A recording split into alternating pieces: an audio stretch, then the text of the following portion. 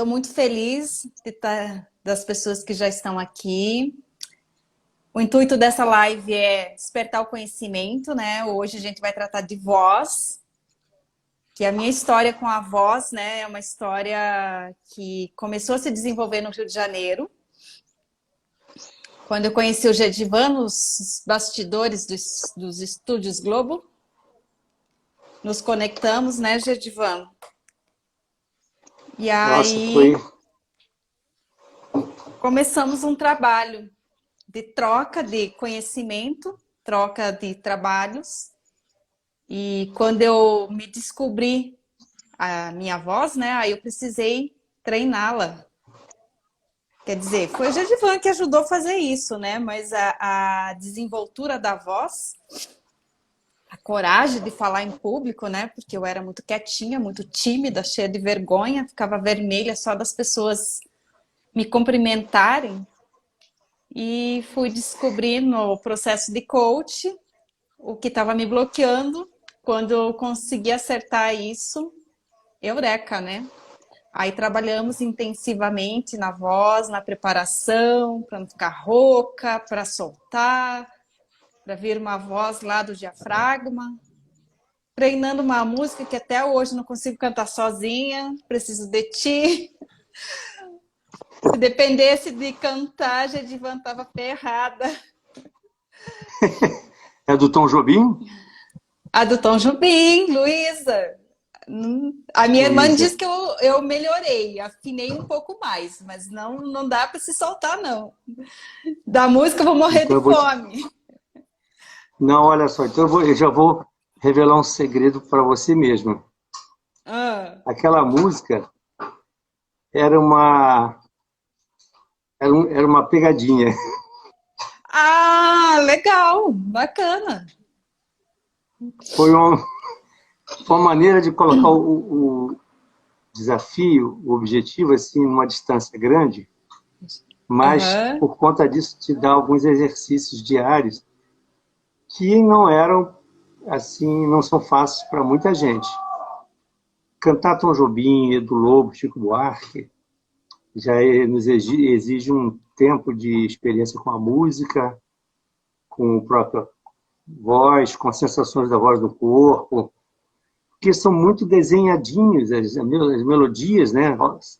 Sobe, desce, é difícil até encontrar um tom ideal que vai regiões muito agudas e muito graves, ou seja, foi uma maneira muito mais de você ficar assim, autoaveriguando, né?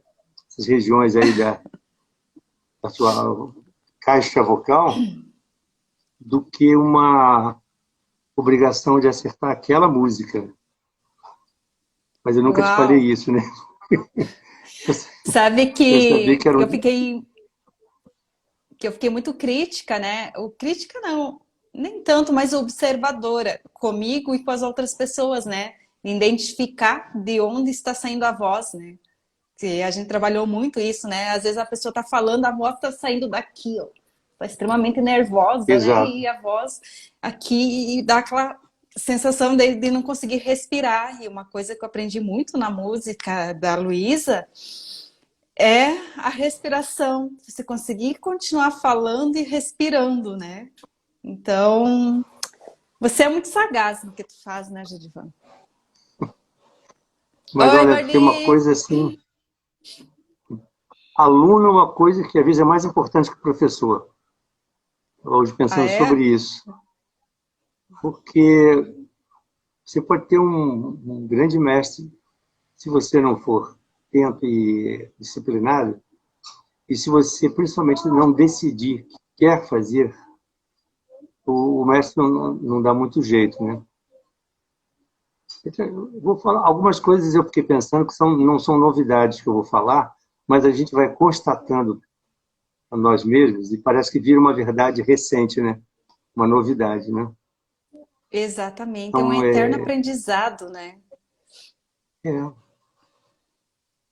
eu fiz um pequeno histórico de como, na verdade, tudo isso começou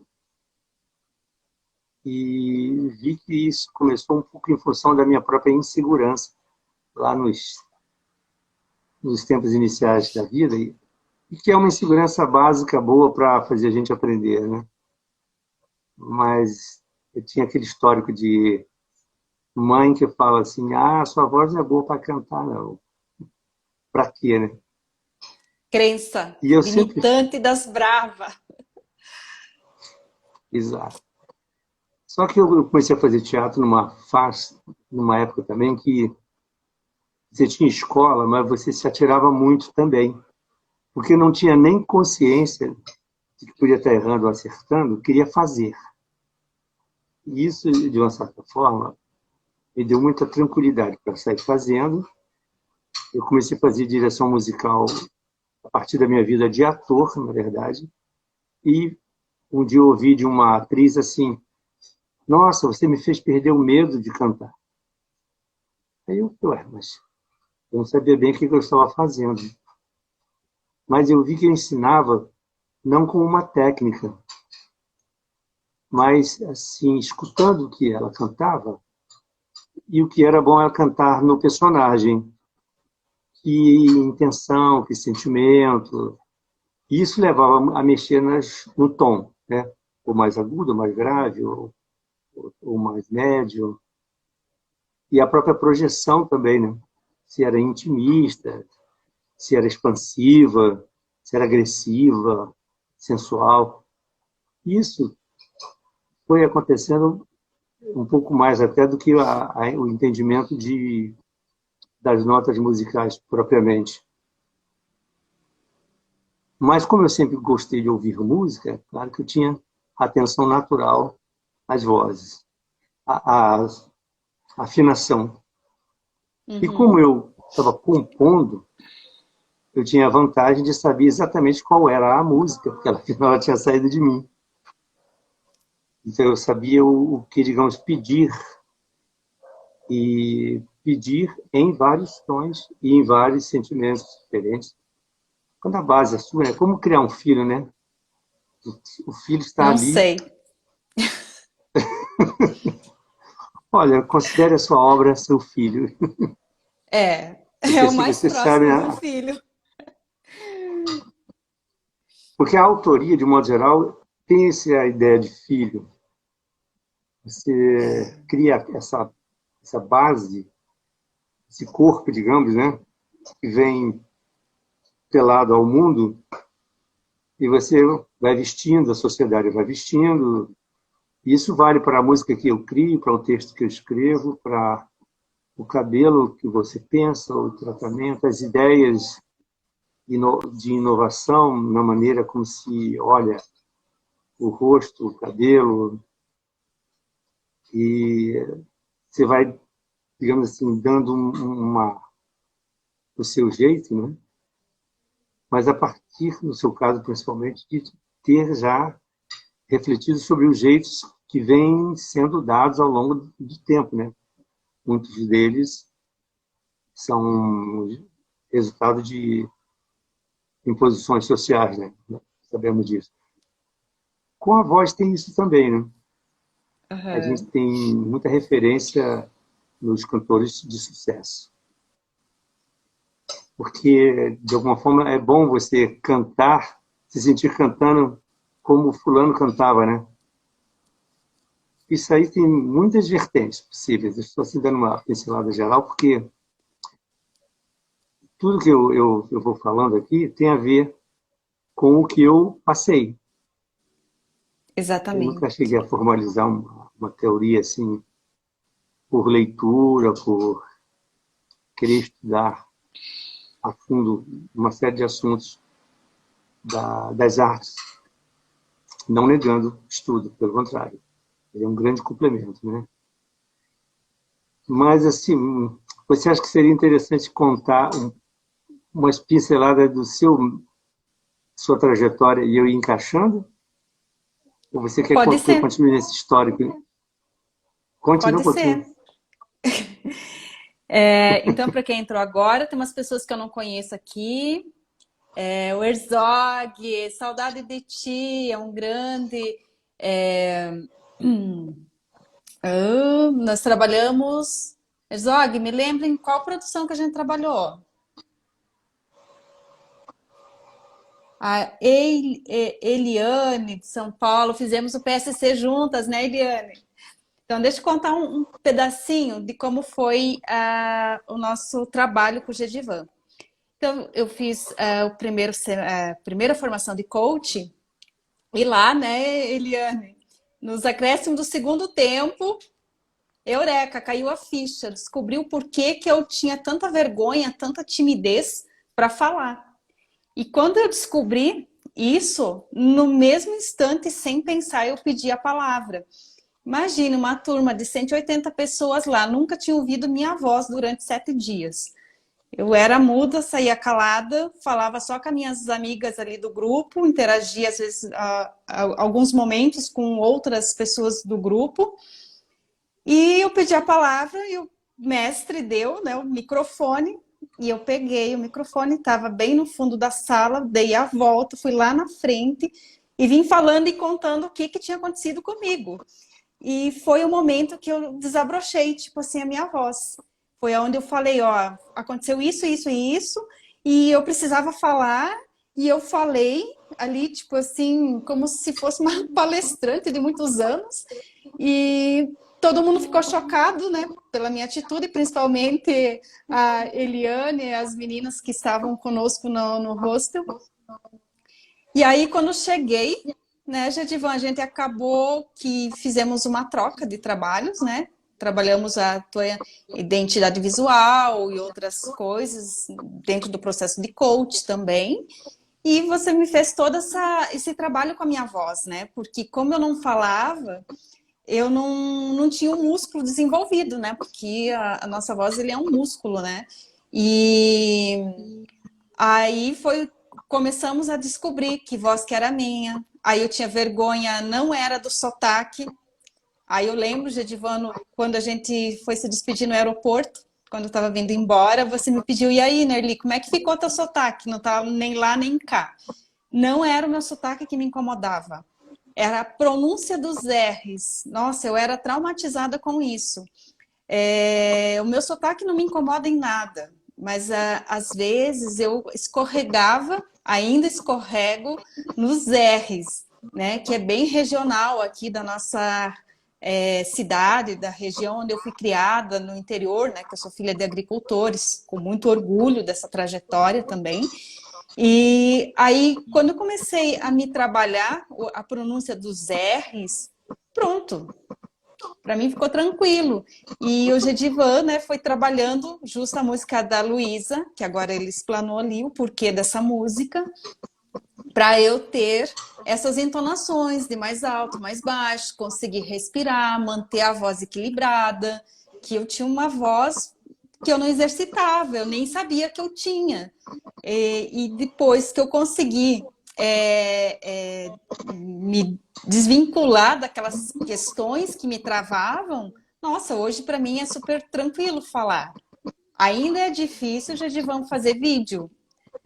Olha, vocês atores, ó, parabéns para vocês, porque fazer live, subir num palco, falar, conversar, para mim é tranquilo. O problema é tu encarar um vídeo, ficar ali gravando pro nada. Nunca sai natural, sempre sai meio travado. Tu grava 10 vídeos, não fica um bom. É um trabalho assim que, olha, vocês são para quem realmente tem o dom, hein? Complemente aí, Ainda ontem Gedivan. Que você gravei pegou ontem todo o 10 meu vezes o mesmo. processo. Eu ainda ontem gravei 10 vezes o mesmo vídeo para enviar só para uma apresentação interna do coral. Porque depois que você se vê, aí você vai descobrir coisas que você não tem noção de que faz com o rosto, com a voz, com a abertura da boca, de repente, na insegurança ou na tensão de segurar o vídeo e gravar, você deixa escapulir para a garganta. Fora que ver-se é descobrir a outra pessoa que você ainda estranha, né? Que é você mesmo, né? Então, o ideal é que alguém nos dirija mesmo, alguém esteja no câmera e nos dirija, meio que denuncie coisinhas, não é? Uhum. Mas você estava falando aí, tentando pegar a questão da voz propriamente, eu fui lembrando de alguns exemplos que são complementares na trajetória de quem trabalha com a voz. Por exemplo, eu sou de uma época que as mães, a minha mãe, cantava para trabalhar, ou cantava enquanto trabalhava. Cantar era Uhum. algo natural, ninguém pensava. Ouvia o rádio, cantava junto, descascando cebola, eu ajudava muito na cozinha. Eu também fazia isso como uma coisa natural, não precisava, não existia uma regra sobre isso. Eu estava ali junto, ouvia. Então, isso se associa a uma questão que, muitos anos depois, eu escutei de um professor, que é o Eládio Pérez Gonzalez, e ele falava, você não tem que se preocupar em estar mostrando a sua voz, você está mostrando a música. Ou seja, não acho que o mundo está só em torno de você. A música tem que ser bem mostrada. Aí, é claro, você tem que entender, ouvir, adaptar bem ao seu tom, estar aquecido, gostar de cantar, principalmente. Volto lá, minha mãe, cozinhando, fazendo qualquer coisa, né? Então, de uma certa forma, isso não tira nenhuma obrigação, que afinal, como você falou, é um músculo, né? Cada vocal. Mas já te dá uma isenção, uma certa liberdade de cantar pelo prazer, não precisa parar para cantar, não precisa obrigatoriamente chegar num palco para cantar, isso é uma opção de ser um profissional, ou cantar numa farra também, no karaokê, tudo isso. Mas é porque estamos nos referindo ao que trava, né? E o que trava geralmente são referências externas. Então, a música de trabalho é uma questão que eu falei da minha mãe, mas existe isso como uma tradição cultural, oral no Brasil todo, né? Se você pega vídeos ligados a canções das regiões, você tem muito material das lavadeiras, do pessoal até que lida com o mar, né? Os pescadores. E eu vou dizer, isso se estende até um pouco ao exército em treinamento, né? É uma coisa um pouco mais Uhum. dura, né? Mas é a voz fazendo o cara marchar, caminhar, correr, né? E imagina, correr, tendo que falar. Olha quanto diafragma nisso aí, que é um dos segredos grandes, que é o uso do diafragma, porque ele vai controlando o ar que vai saindo, né? E isso melhora a vogal, mantém a limpeza vocal, você não tem que fazer força, tem que fazer uma pressãozinha, né? E essa pressão, ao longo dos anos, você vai aprendendo a controlar. Na verdade, é controlar a saída do ar, para você ter sempre uma reserva. É manter um equilíbrio, manter um tônus. Então, eu lembrei disso, eu lembrei do meu professor. Esse mesmo professor um dia falou assim, Gedivan, você não é o Caetano Veloso. Porque a minha admiração pelo Caetano sempre foi muito grande, então eu tinha uma tendência a cantar dentro daquela coisa assim, meio leve do Caetano, né? Aham. Isso veio acontecer, depois veio acontecer na fase do Zec, que eu sempre gostei de fazer música teatral, engraçada, exagerada. Aí as pessoas foram me dizendo, não, mas isso está parecendo do Zec, está parecendo do Zec. Depois eu vi que eu tinha uma tendência a fazer os abertos, fazer assim, que era o deboche do Zec, e aí fui ficando com essa cara também. Veja que eu fui sofrendo ao calor do caminho, com bons professores. Aí eu tive um professor de canto, que ele me conheceu o trabalho depois que eu cobri uma fenda vocal, com a Jane Celeste, grande Jane Celeste, fonoaudióloga. A fenda foi por um uso errado, uso excessivo em ar-condicionado. 3 ensaios. Aí o trabalho com o Ridan Pires me fez ver o seguinte, que aquela minha música engraçada, Depois de 15, 16 músicas num show, era mais do mesmo, ou seja, era sempre assim, que aí não tinha variação. E essa variação, de uma certa forma, ela não acontecia porque não era o Gedivan. Estava revestido de um personagem, tentando ser engraçado, tentando contar uma história através de uma ficção criada no roteiro do show. Claro que era tudo muito cuidadinho, tinha músicos, tinha cenário, tinha tudo. Mas a voz, ela era usada dentro de uma mesma região o tempo todo. E era a do exagero, do grandão, vozeirão. E a partir desse trabalho, eu comecei também a amadurecer a ideia de que eu teria que ter momentos calminhos, momentos de silêncio, momentos para olhar o público e o público me olhar. Esse olhar não é gratuito, claro, mas é um tempo, de novo, tempo de respirar. Isso vale para tudo na vida, né? E eu falo isso muito para mim porque eu tenho uma tendência a ser uma pessoa que não respira. Ou seja, eu faço uma coisa, faço outra, faço outra, faço outra. Né? Tenho sempre vontade de fazer, e isso é bom. Mas o fazer também pode ser encarado como ficar quieto, né? Olhar. Também o ócio criativo, se ouvir. O ócio criativo. Porque vazio totalmente a gente nunca fica. De alguma forma você para e aí lembra de uma música, lembra de um livro, lembra de uma pessoa, olha a planta. São ações internas que também te realimentam muito. Ou, no mínimo, você para e sente como é que está você, como é que está o corpo. Né? Ou fecha o olho sem dormir.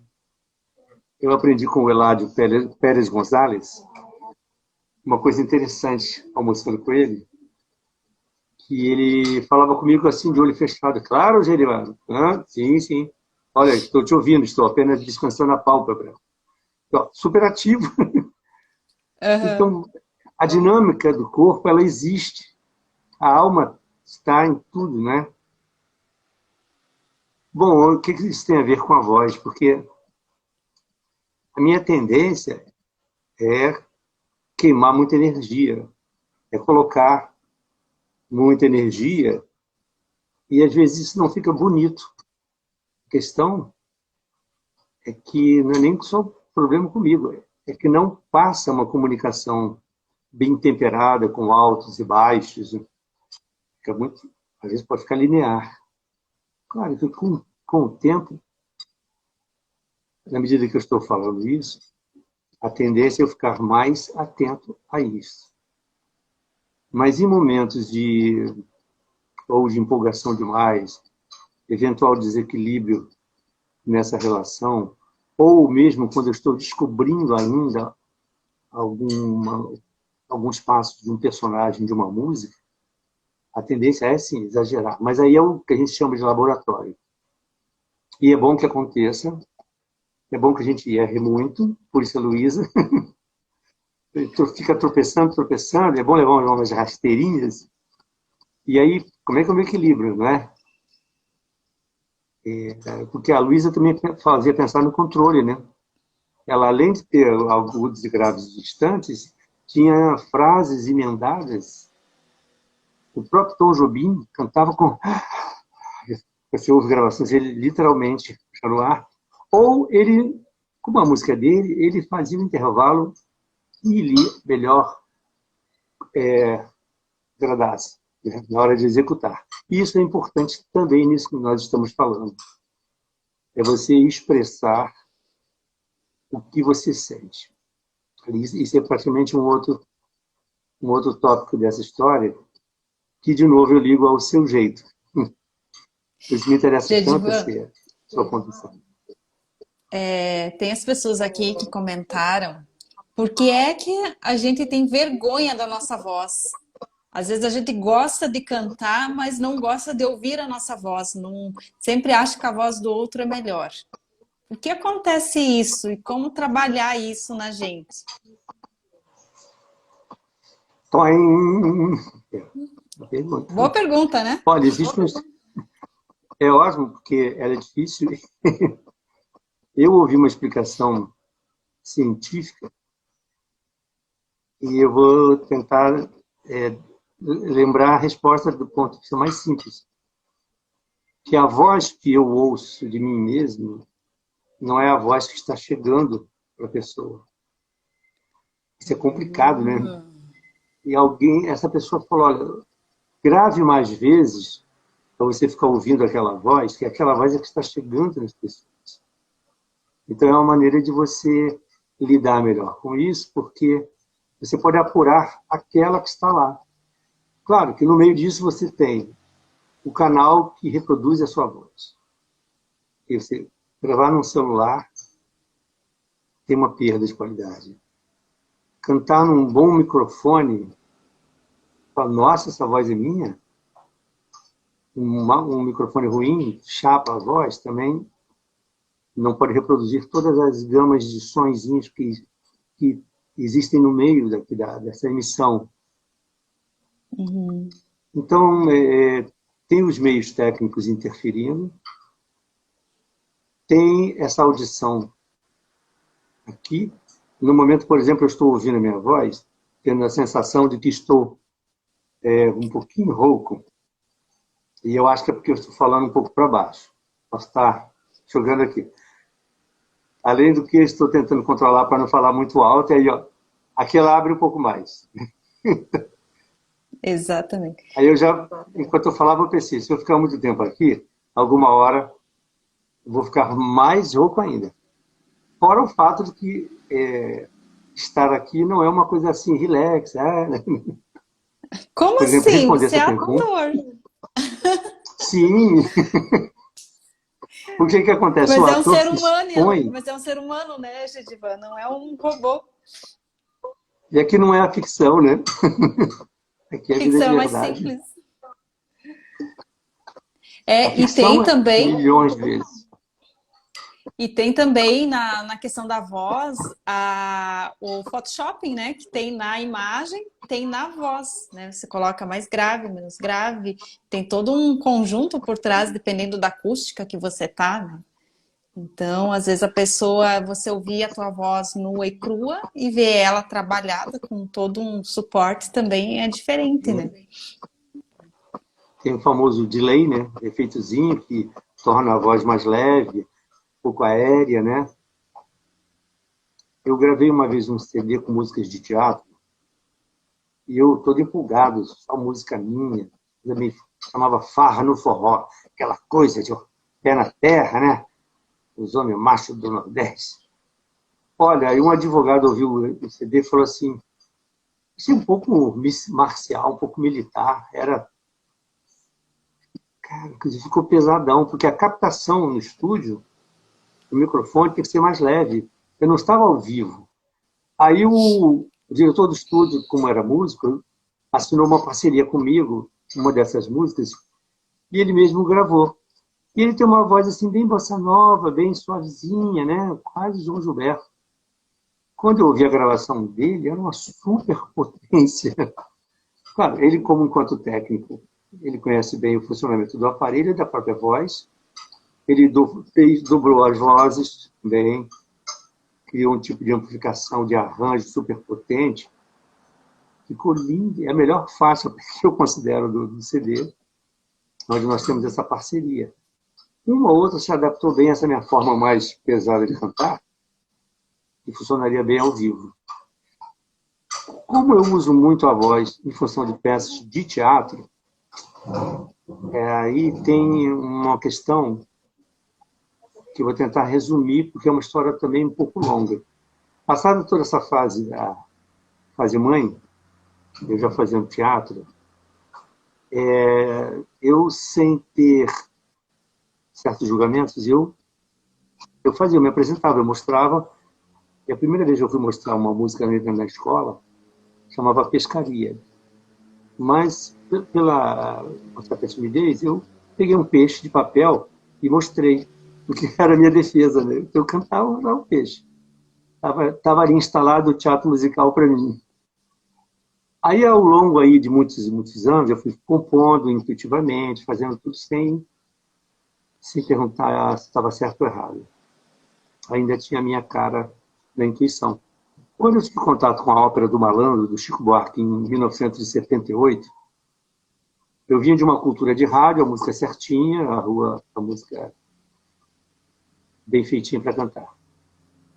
Mas a música do Chico Buarque, ela já é mais narrativa. Quer dizer, tem uma grande parte que é mais narrativa. Ele gosta de contar histórias através da música. Então já tem uma musicalidade que se aproximava do que eu gosto, na maneira de compor. E ele estava trabalhando com as músicas, com referência na música do Kurt Weill, que é um compositor americano que se associou ao Bertolt Brecht, alemão, na fase que o Brecht morou nos Estados Unidos, e fazia música para peças políticas, peças que tinham que ter uma força enquanto mensagem, força de convencimento. Então a música não podia ser só um lá, lá, lá, lá, né? Assim, ela tinha que ser uma boa música e ela tinha que ser contundente, tinha que contar bem aquela parte da história. E eu vi que eu gostava de fazer era isso, de fazer o que eu chamava um pouco de uma música meio torta. Alguns amigos também achavam que ela era um pouco torta, ela quebrava o compasso, mudava exageradamente o tom no meio da música, eles chamam de modulação, né? E, eventualmente, sai de um grave com um super agudo.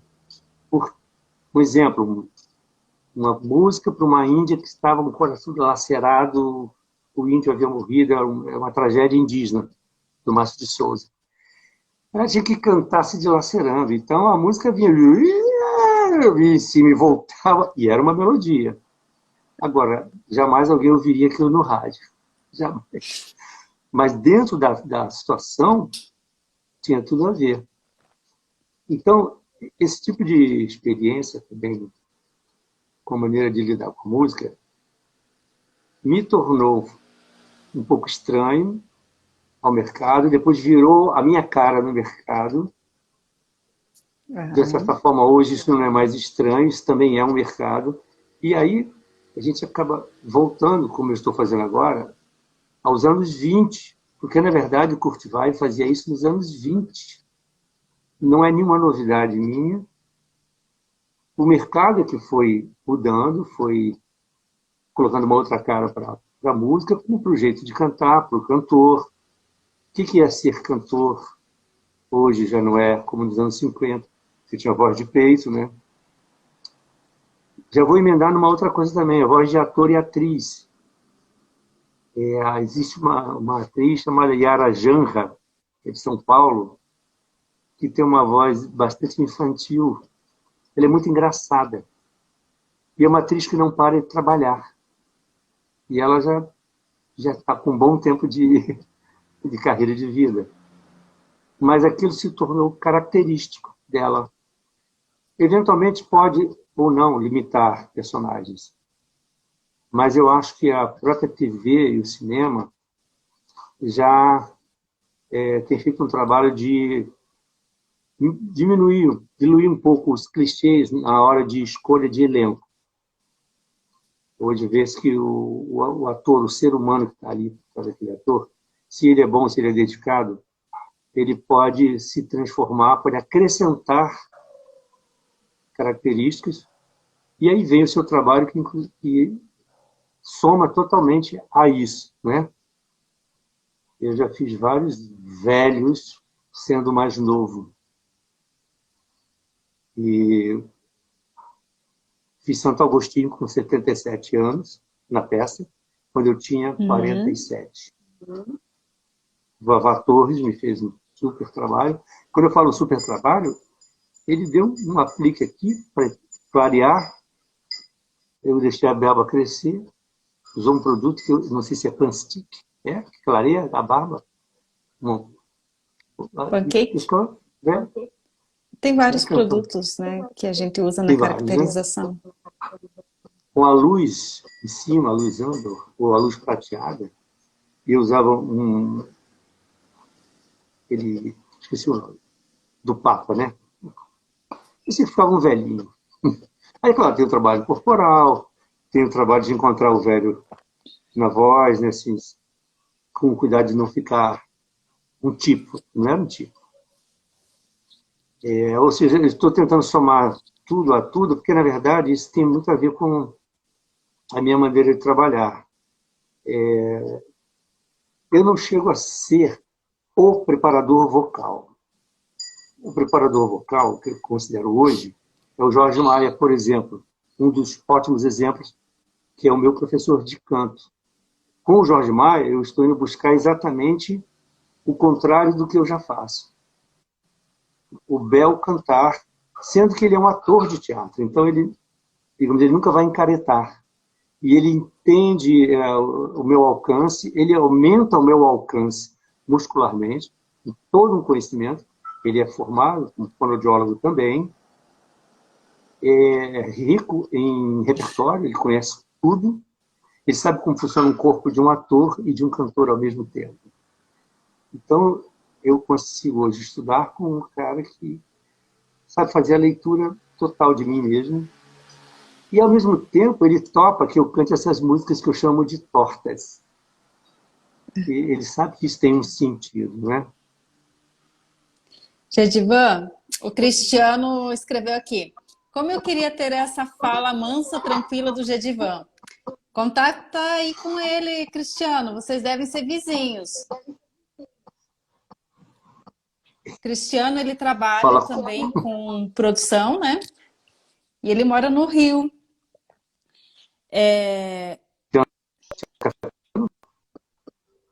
Gedivan, tá me ouvindo? Acho que travou um pouquinho. Sim. É o Cristiano do Teatro Café Pequeno? Não, é o Cristiano. A gente fez uma produção junto, nós trabalhamos junto, onde nascem os fortes. Lindo Os esse trabalho. Nossa. foi um dos trabalhos mais lindos que eu já fiz, que eu fiz, né, no tempo de TV Globo. E um dos que eu mais aprendi também, assim, a parte de caracterização, né, a proximidade com o elenco, ver a entrega para os papéis e o quanto a nossa caracterização era importante para aquilo. Foi um trabalho muito lindo. Uma equipe muito legal, uma equipe bem entrosada. Foi muito lindo o nosso trabalho. Cristiano, posso te falar uma coisa? Antes da gente aquecer a voz, a gente faz todo um trabalho de respiração, alongamento. Fala aí, Gedivan, como que é esse processo, né? Que a gente acha que é só chegar e falar, ou fazer o A, I, O, U, e tá tudo certo. Mas nós fazia sempre um trabalho de respiração, trabalho de alongamento corporal, de consciência corporal, para soltar, principalmente eu que tenho essa parte do trapézio bem travada, para soltar aqui, para a voz liberar, para não vir uma voz aqui da boca, vir... O meu sonho de consumo é ter a voz da Paula Fernandes, né? Que vem lá do diafragma, lá da alma. Um dia chegou lá. Mas nós vendo você falar, olha, até estou me achando. Melhorei, né? Mas, na verdade, se está expondo o que já existia. Isso é um aspecto muito importante de todos nós pensarmos. Tem uma frase do Domingos de Oliveira, num livro, o livro era chamado Do Tamanho da Vida. Ele dizia que uma peça já está pronta. Você escreve, mas ela já está pronta. Como se estivesse no ar, você vai baixando. Vai baixando. Né? Eu tenho lido muita coisa nesse sentido nas áreas artísticas, ou mesmo místicas, filosóficas, que, de uma certa forma, nós temos, a partir do nosso DNA, nossa vivência, de modo geral, muitas coisas, muitas qualidades, que elas foram só, digamos, um pouco escondidas, enferrujadas, reprimidas. Nós dependemos muito da aprovação de fora. Isso é uma questão também séria, que também tem a ver com o equilíbrio das coisas, mas quando mal usada é ruim. Então, isso é um ponto. Eu acho que você já era aquele... Sempre foi aquele bichinho selvagem do bem, diamante bruto, né? Isso é ótimo. porque não quer fazer, né? E você lembrou bem, a ordem do trabalho, de uma geral, é esse. Você alonga o corpo, aquece o corpo, faz o sangue circular de um modo geral, porque a voz ela vem a partir de tudo. A emissão é aqui, mas, por exemplo, nossos ossos são caixas. Aliás, eu escutei isso há pouquíssimo tempo, que, na verdade, a sonoridade ela ecoa aqui nos ossos, na costela. Pedro Lima falou isso, né? E, então, se você é como se estivesse considerando só isso aqui, o resto está frio. Eu acho que todo o organismo de um carro, de qualquer coisa, funciona dentro de um universo que o cerca, né? Então, por isso o aquecimento devagar, de leve. Por isso que é alongamento mesmo. Nesse momento de usar a voz, o alongamento é melhor. Se você fizer um exercício muito pesado, pode ficar um pouco ofegante e comprometer, né? Agora, o exercício mais de corrida, até de... Como é que chama? Hoje eu estou sem palavras, né? Aquele com os braços, malhar mesmo, pode ser feito à parte, porque tudo é condicionamento físico do corpo, né? Mas agora de Sabe que eu alongamento e tenho esse... que eu tenho feito diariamente os aquecimentos, né? O alongamento, o aquecimento vocal e o descanso à noite, principalmente quando é um dia que eu tenho bastante consultoria, que eu falo mais da conta, né? E o dia que eu não faço essa prática, eu sinto que eu fico sem voz, fico rouca, minha voz já não sai tão limpa. Então foi uma auto-observação, né? Que a gente vai treinando, vai se vendo todos os dias, vai vendo a tua voz e vai lapidando. E puxando o link com o que você falou, que eu trabalho muito no dia a dia com as minhas clientes, é que tudo está dentro de nós, né? Essa voz, essa expressão natural estava dentro de mim, estava escondida. Assim como às vezes as pessoas me perguntam, tu fez curso de oratória? Eu disse, ainda não. Eu até comprei um curso online de oratória, mas eu ainda não fiz.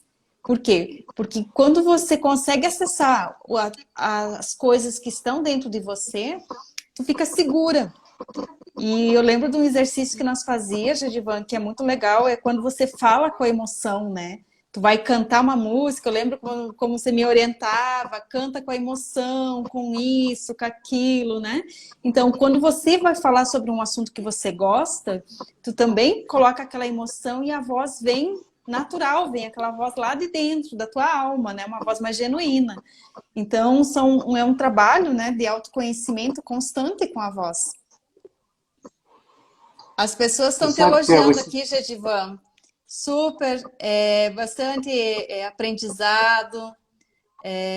Um exemplo a ser seguido. Essa menina é de um profissionalismo. Ah, obrigada, Cristiano. Ah, ó, Ju, que saudade, muito bom. Nossa, tem uma galera aqui que eu já trabalhei. O Herzog, não sei se está por aqui ainda, lembrei, nós fizemos pega-pega, fizemos Bom Sucesso. Para mim, você é um diretor, Herzog. Tem uma galera aqui muito legal. Tem o pessoal aqui do Sul, minhas amigas, minha irmã. Tá todo mundo aqui na live. Jedivan, eu acho que nós temos em torno de 10 minutos que a gente entrou, uns minutinhos antes do Instagram derrubar a gente. Então, eu vou deixar a palavra contigo para você fazer um fechamento aí de tudo que a gente conversou sobre voz. Então, assim, eu acho que vamos tentar pegar pelo mais importante, que é a liberdade de colocar a voz no mundo. De novo, o ponto A, o Francisco, que está ali me ouvindo, o meu filho de 6 anos, ele tem sido motivo de reflexão para mim nesse sentido. Porque ele é um leoninozinho que coloca o vozeirão, que se expressa, que tem opinião. E eu vejo como isso é característico de alguém que está se desenvolvendo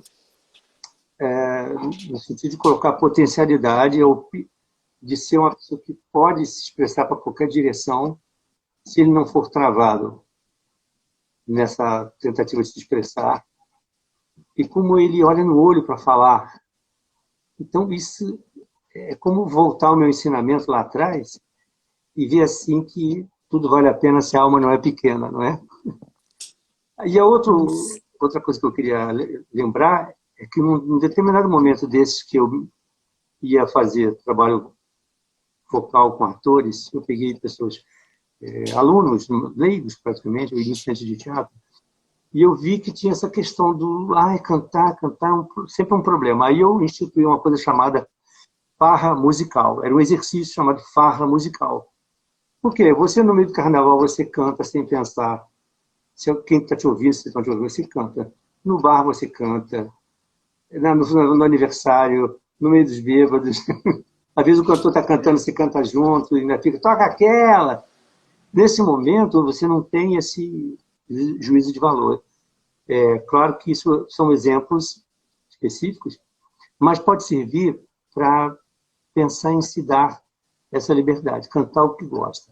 Se você vai querer seguir uma carreira de ator, de teatro musical, cantor, qualquer coisa que se ligue à profissão, e mesmo na televisão, já precisei cantar seresta em novela, então, claro, você tem que se cercar desses cuidados que nós falamos até agora. E eu não queria deixar de pontuar uma coisa que tem a ver com o seu trabalho e que é uma quase novidade para mim. Eu só comecei a gostar de fazer maquiagem em personagens a partir da televisão e do cinema. No teatro, eu não conseguia ter vontade de fazer. Quando eu precisava, alguém me maquiava. Como no caso, quando veio o Avatar, foi uma coisa tão precisa. Opa! Uhum. Mas, como na televisão e no cinema, há uma precisão na leitura pela lente, né? E aí alguém vem e te coloca assim, ó, o que você está? Tem que ser. Foi me fazendo descobrir a importância, o efeito disso e o quanto isso contribui para que eu alimente o personagem. Aliás, nossa amizade começou por aí. Você me convenceu delicadamente a tirar um cabelo imenso, uma barba imensa, quando eu ia fazer George Harrison no teatro. E você, fundamentada com a sua pesquisa de tipo de cabelo, e falou, se você achar que pode, que não tem problema, eu tenho essas opções para você, esses cabelos. Se encaixam bem no seu rosto. A partir daí, muita coisa vem mudando na minha maneira de ver, se me relacionar com os personagens também, e de ver o quanto é bom ser ator dentro dessa perspectiva. Que o rosto não é seu, é do personagem, né? Seu corpo é do personagem. Então, vai ficar bonito porque vai ficar bem no personagem. E isso aí, para mim, foi ótimo. Agora que eu fiquei lindo também, né? Eu tenho que fazer um agradecimento muito especial aqui para o Israel, que é um grande amigo que eu fiz no Piauí. Ele me acompanha em todas as lives, a gente tem contato direto, né? Israel, qualquer hora você vem com a tua família para Chapecó, conhecer o Sul. E sou muito grata. E as lives continuaram. Por isso, pelos feedbacks que eu estou recebendo e também pelas parcerias que eu tenho, né? Que eu estou trazendo profissionais de uma capacidade gigantesca, que o meu objetivo dessas lives é proporcionar o conhecimento para as pessoas, né? Eu aprendi muita coisa no Rio de Janeiro. Foram, assim, 4 anos como se eu tivesse vivido 10 da minha vida.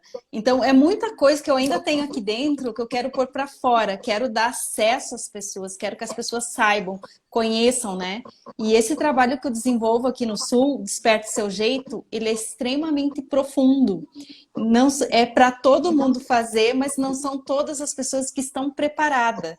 Então, quando elas acessar uma live dessas, que vão despertar para sua voz, ver que você pode falar, que o que está te travando talvez é uma coisa que você ouviu lá na infância, de um coleguinha na escola, ou que tu ouviu da mãe ou do pai, na melhor das intenções deles, né, naquele momento, te travou. Então, é um conhecimento assim que o Gedivan tem longos anos de carreira aí, né? Tanto na música como ator musical e diretor. Então, trazer essa consciência vocal, essa coisa de sim, a gente pode usar a nossa voz, a gente tem uma voz que pode ser trabalhada, você pode aprimorar ela, né? Então, é o que me motiva, é um feedback como o seu, Israel. Gratidão. A Fátima, Nerli, você é linda. Obrigada, Fátima. Você é uma linda. Gedivan, eu não sei quanto tempo nós temos. Eu quero agradecer aqui a sua disponibilidade, que o domingo à noite foi o único dia nas nossas agendas, né, que fecharam para a gente fazer essa live. Então, foi uma live extra dessa semana. Muito obrigada. Ó, a participação do Francisco, essa coisa mais linda do mundo.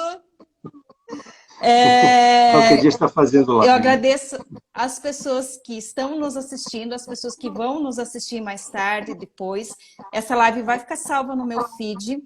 Essa semana vou pedir para o meu assessor de imprensa, que agora eu tenho um assessor, gente, que vai salvar a live e vai colocar no canal do YouTube, que vai ser que eu percebi que é um canal mais fácil de acesso para as pessoas, né?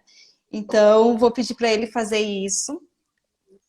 E vou te passar o link, Gedivan, para você compartilhar também com as pessoas que não puderam estar nesse momento. Eu sei que a gente tem muitas lives ao mesmo tempo e agradeço as pessoas que escolheram a nossa, né? E te dirijo a palavra para você finalizar a nossa noite, a nossa live de hoje.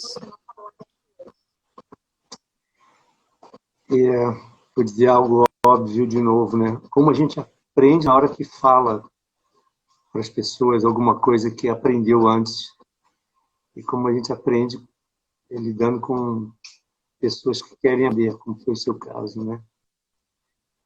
Eu tenho ficado mais ligado na história da autoria cada vez mais em função disso tudo que pensamos. E isso tem resultado do ponto de vista prático, que eu estou ensaiando um trabalho com 35 músicas minhas, uma atriz, um músico, chama Monólogo Ópera. E fechando com uma frase que não é de uma música do Caetano, mas é da peça Don Quixote, né? Baseado no que você fala das sombras, que a gente encara os altos e baixos, né? É uma frase que é muito interessante, que é: cada um sabe a dor e a delícia de ser o que é. Para ser o que é, a gente passa pelas delícias e pelas dores, né? E isso que frase, me ocorreu Gedivan, ontem. que frase!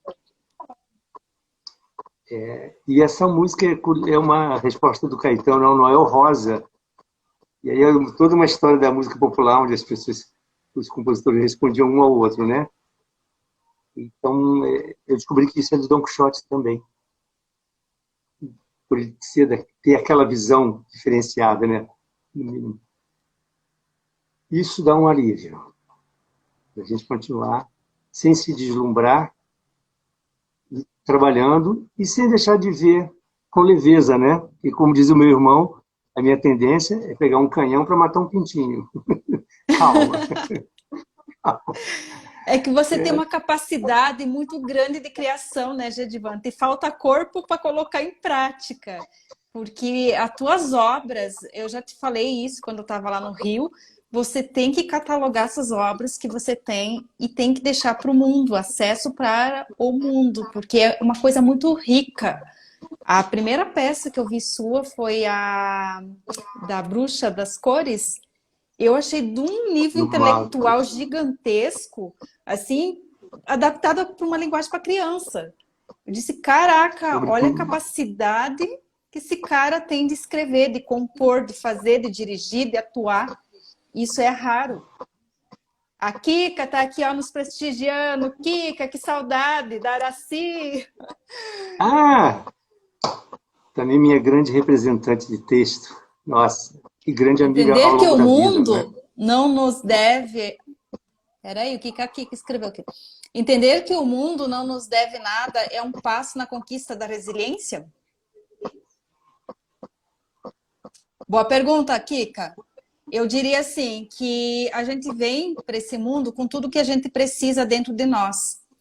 E o resultado que a gente tem atualmente é a responsabilidade nossa. Tudo.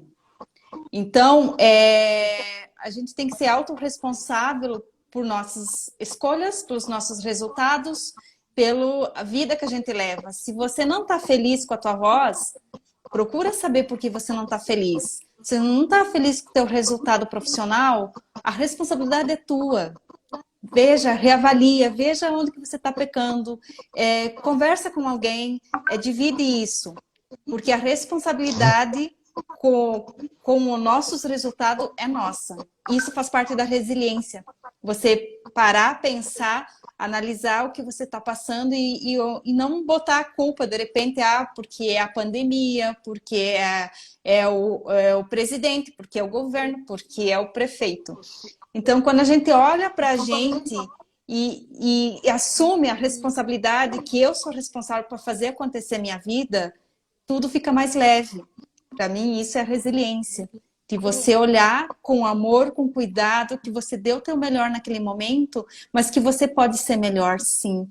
E essa força está dentro de você, não está fora. Se apoie com amigos e com terapias, divide as suas incongruências com alguém que vai te auxiliar.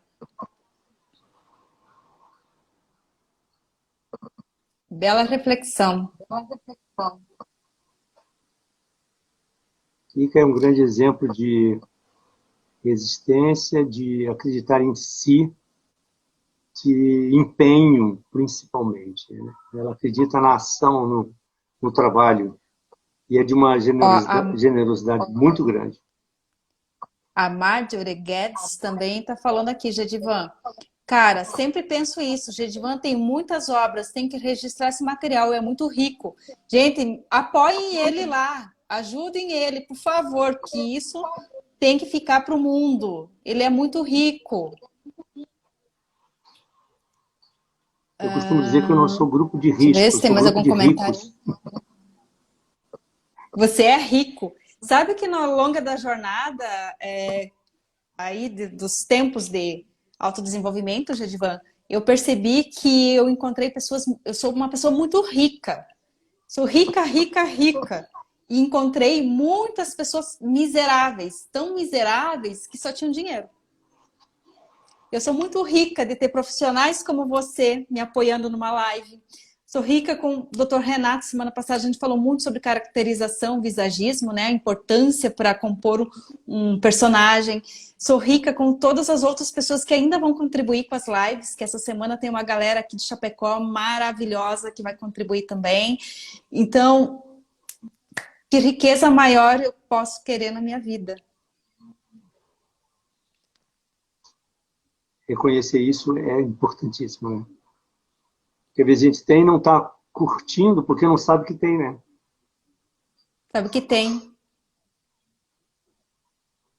Não tem essa consciência, né? Isso... Gratidão por você ter passado na minha vida, aparecido no meu caminho. Passou e ficou, porque a distância aqui são 1.800 quilômetros, mas a internet nos conecta. E quando quiser conhecer Chapecó, traga o teu teatro para cá, vamos fazer uma peça, que a nossa cidade adora essas coisas. E quando passar, né, a pandemia, que for liberado, eu quero que vocês venham para cá. Conhecer e trazer a cultura para Chapecó. Vou adorar. Eu gosto de viajar para o teatro, vou gostar de te reencontrar e de ser visagizado por você. E para quem entrou agora, essa live vai ficar salva no meu feed. Essa semana a gente vai postar ela no YouTube, que vai ficar um canal mais fácil para quem não tem Instagram ou só tem o Facebook, com acesso mais fácil para que todos possam ver esse conteúdo rico que o Gedivan nos proporcionou. Muito obrigado para você também, viu, querida? E eu não posso deixar de agradecer aos meus 2 filhos, que são muito solidários nesse meu trabalho online, live, aula, Francisco e Helena. Eles são muito solidários, eles entendem exatamente a importância de manterem um tipo de silêncio, mas eles não ficam encolhidinho no canto, não, e vão fazer coisas em outra parte da casa, eventualmente vem aqui, faz uma visitinha, né? E é claro que essa cumplicidade é muito importante, né? Como todas as cumplicidades ao longo da vida. Obrigado, irmãzinha. Elaine, venha para Chapecó, você já está mais que convidada, minha amiga de São Paulo. Vem para cá. Vamos trazer a Ju junto com a trupe do teatro. Daí já temos a caracterização completa, Gedivan. Muito obrigada, gente. Até a próxima. Gedivan, do fundo do meu coração, agradeço. E até breve. Até breve. Beijo. Grande beijo.